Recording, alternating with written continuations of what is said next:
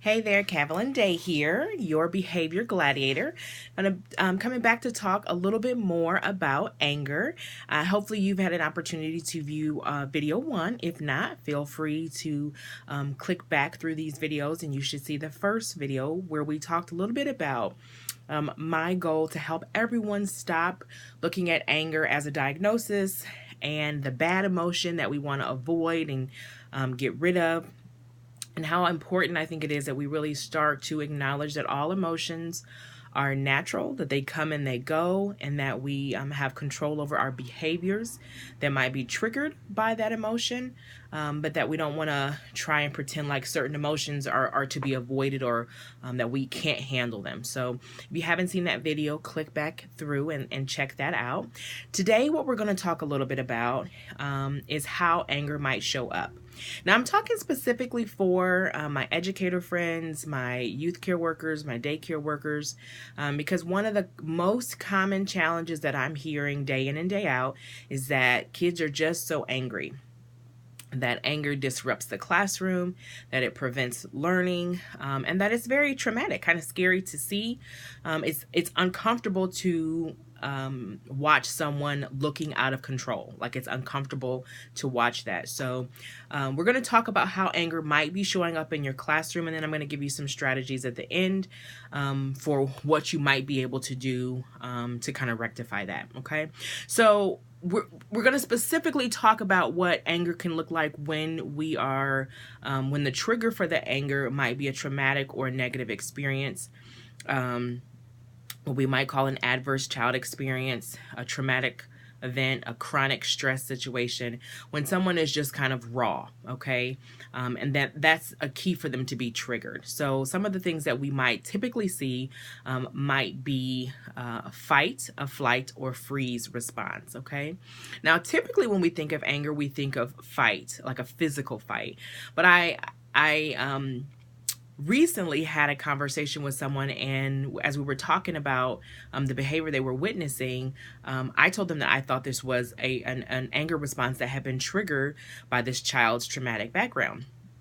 And it wasn't something where the child was fighting or hitting, but it was a verbal argument. So if you have that student in your classroom who every time you say something, they are just waiting, chomping at the bit to disagree with you, that they could go what we might call word for word, back and forth, back and forth. A lot of those kids are fighting in the way that they know how to, in the way that they feel comfortable to. Fighting can also be a physical response where that child is balling up their paper and throwing it across the room, or they throw a pencil or something to that effect. It doesn't necessarily have to be a child physically attacking. It can be, but all of those could be considered the fight response, okay? Now, when we think about flight, it's very easy to see that kid who's running out of the room, right? But the precursor to that, that might be triggered kind of earlier, might be that child who's fidgeting, right? Or maybe they are physically still present, but emotionally they're gone, right? They are not paying attention to the lesson. One of the things that I ask teachers oftentimes when I'm talking to them is, what do the grades look like? And they'll say, well, he just sits in class and just stares. He's not even paying attention. And that could be that he's not paying attention. There could be definitely a diagnosis of ADHD or something like that where they're not paying attention. But oftentimes, if they are triggered, they run in their brain. And it's not something that they necessarily are aware of. But they are just no longer present in their body.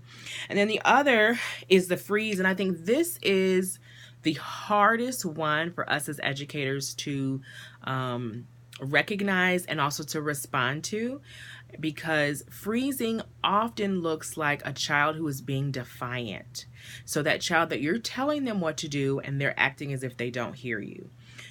You're saying, let's go. You're calling their name repetitively and they're not saying anything to you. Oftentimes, that is a child who has been triggered.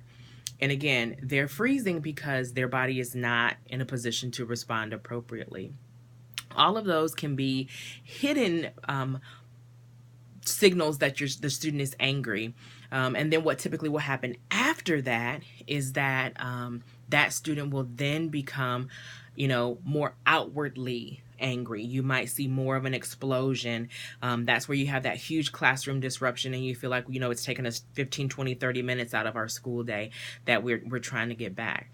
So again, one of our key strategies is to recognize the behavior, to name it and try and tame it. So we use that behavior safety net.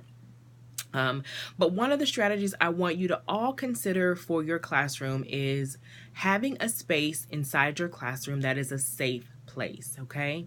And I don't necessarily mean that this has to be, cushions and pillows and what have you, but it just needs to be a space where if a child is saying, I'm feeling uncomfortable, I feel like I could explode, I feel angry, I feel scared, I feel frustrated, being a part of this lesson makes me feel vulnerable or what have you, where can that student go?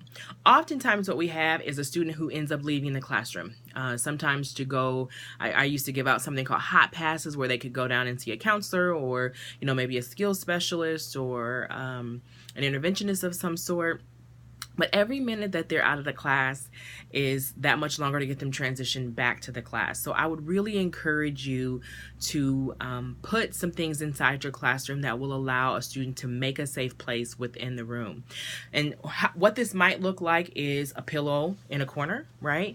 It could also look like just a safe space that you have just identified. Maybe like if you have a library area, let your students know that, hey, because we've already got cushions on the floor over there, if you need to use that space during a lesson, you can. It could be something that you help them create individually. Maybe you have each of them create maybe a little calm down kit. If you have younger kids, especially, they love to have fidgets or, Play-Doh, things of that nature. It could be something that they keep in their cubby.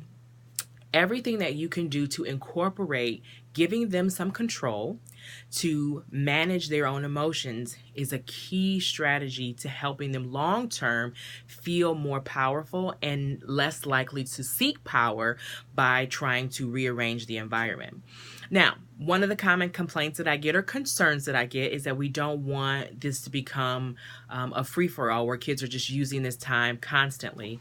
And for kids who have abused the privilege or who you're not quite sure need the privilege, one of the ways that you can manage that is by giving them a certain number of passes, right? So you can use your hot pass or you can use your calm down pass twice a day or 3 times a day, what have you, depending upon the needs of the individual student.